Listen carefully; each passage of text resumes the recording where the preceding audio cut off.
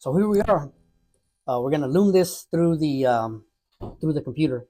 So last week's episode, we were talking about what we're going to do for this week, and we're going to go into QuickBooks, and we're actually going to do demo in QuickBooks with my advanced QuickBooks that I have.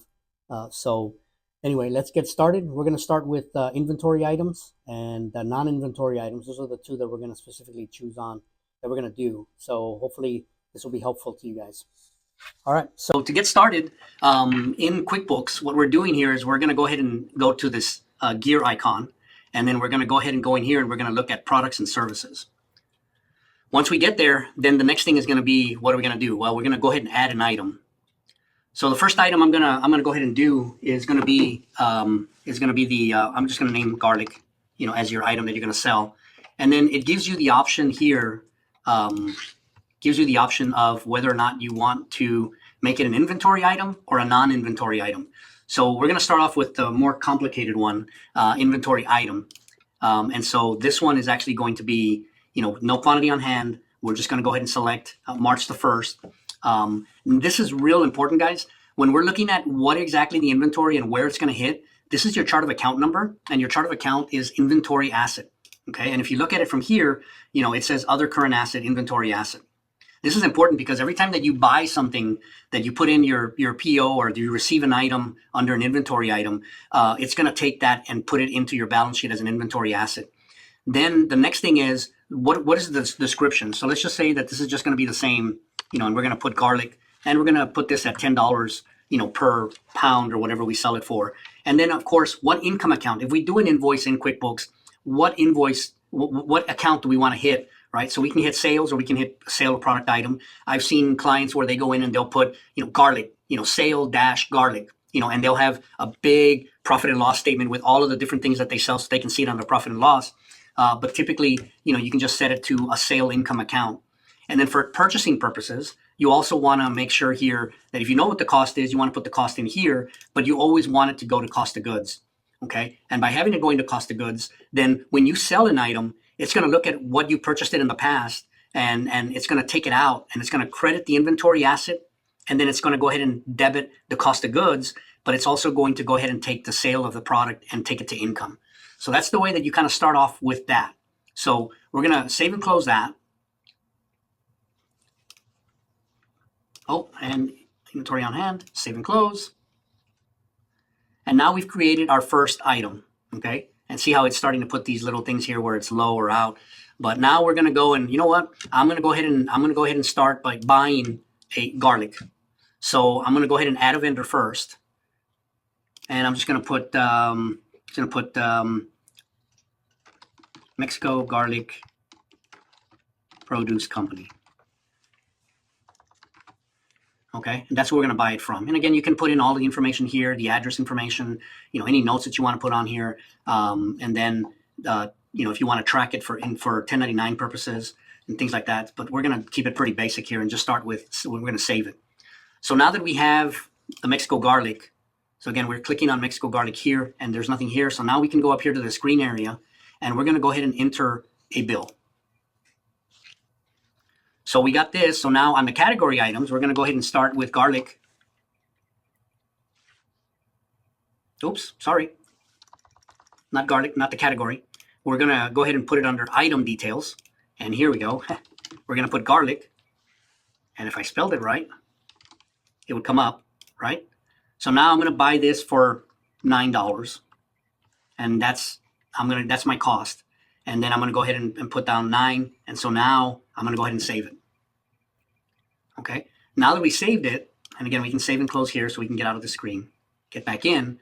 Now let's look at what exactly the system did, right? So this invoice was for today, 3/26. So let's go in and let's look at a standard report. So we'll go to reports, standard reports,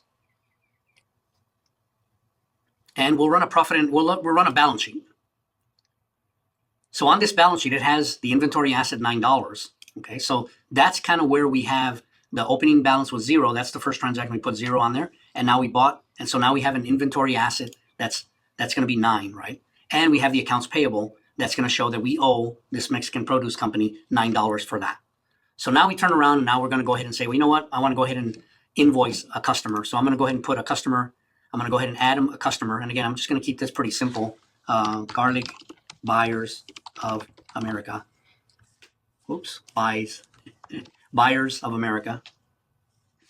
Okay, and they're the ones. And again, you can put in the email, phone number, fill in all this information on here, and then we save it. Now we're here, so now let's go ahead and sell. So now, I'm going to invoice the client, and I'm going to go ahead and send. And again, I'm going to go ahead and exit out of here. I don't want to take the tour. I can exit out of here. Okay, so now what am I selling? I'm going to sell the garlic, and I'm going to sell it for $10, right? And we're going to sell it today. And again, the sales tax isn't set up, and I'm not going to worry about that. So we're just going to go ahead and save this item. So we're going to save and close. So now we generated an invoice. Now, what does that do on the reporting wise? So when we go to reports again, and we look at a balance sheet, now see how it went, inventory went to zero? Because it took the $9 and took it out of there, but it also generated the AR for that client for $10 that we sold him, and we still owe the $9 to that vendor.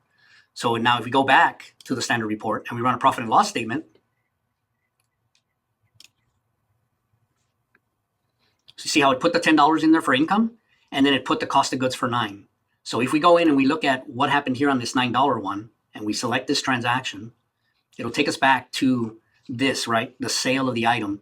But then if you want to look at what it's doing in the background, we go in and we do this transaction journal.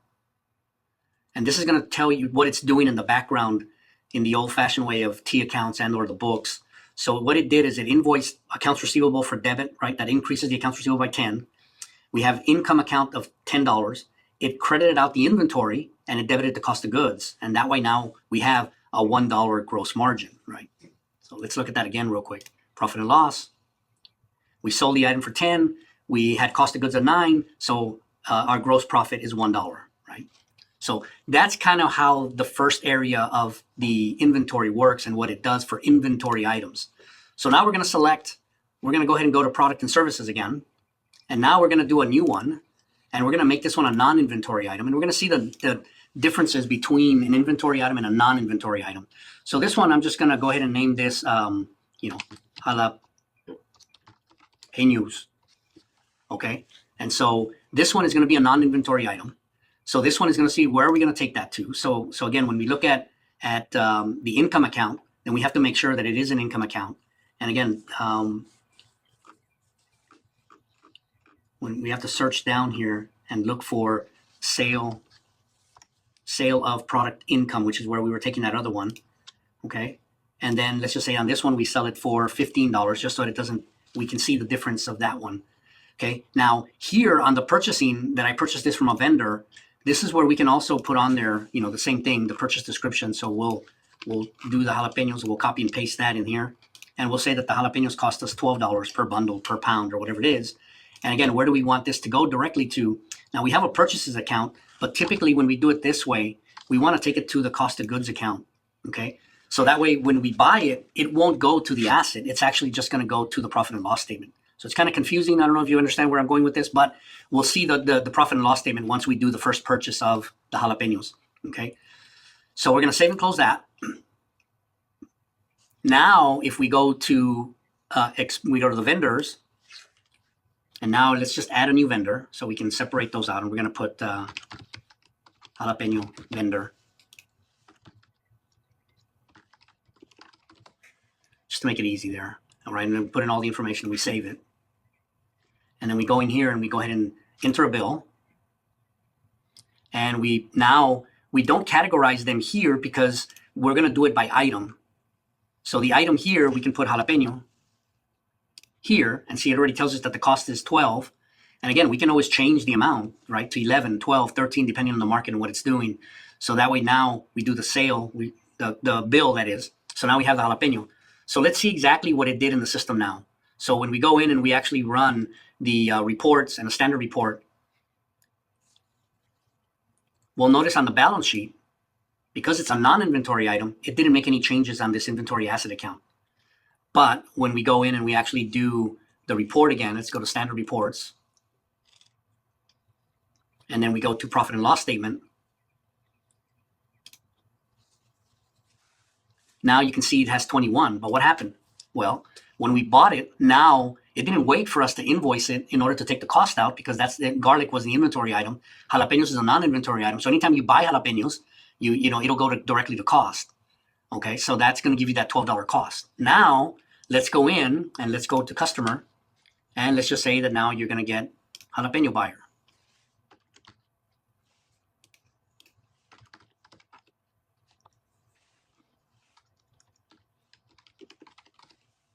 And we fill in the information there, we save it, and now we're going to invoice.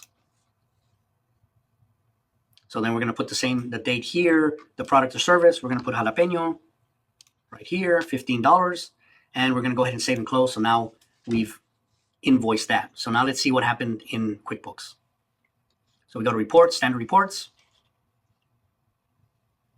And again, we look at the balance sheet, and what increased was the AR, right? Because now we have an accounts receivable for the jalapeno buyer, but we have this one previous from the garlic. So now if we go back, so there were no real changes except for accounts receivable, which again, what do? We invoiced that additional amount, for the jalapenos. So that's what came into accounts receivable, but it didn't mess with inventory asset account. So now we go back to standard report and we go to profit and loss. And now our profit and loss has the $25 that we sold. So we sold. But if you look at $15 here, what did it actually do? It didn't, when we looked at the transaction journal, the other one that we did with inventory, it had like 4 items that it did: accounts receivable, sales, inventory asset to take the inventory out, and then cost of goods. And this one just does the $15 to AR and the sales for $15. So what did it do to your profit and loss statement? Well, when we go back to the standard reports and we run your profit and loss, it shows now that we bought $25 and our cost was $21, right? But 2 different ways of being able to do it. So that's really the 2 areas that I like to. There's also service items that you can use also, but typically inventory, non-inventory items, if you're going to use item names and things like that, it's probably the better way to go. All right, so this was your quick lecture in regards to inventory for inventory and non-inventory items. Don't forget to subscribe, and again, we'll see you again next week.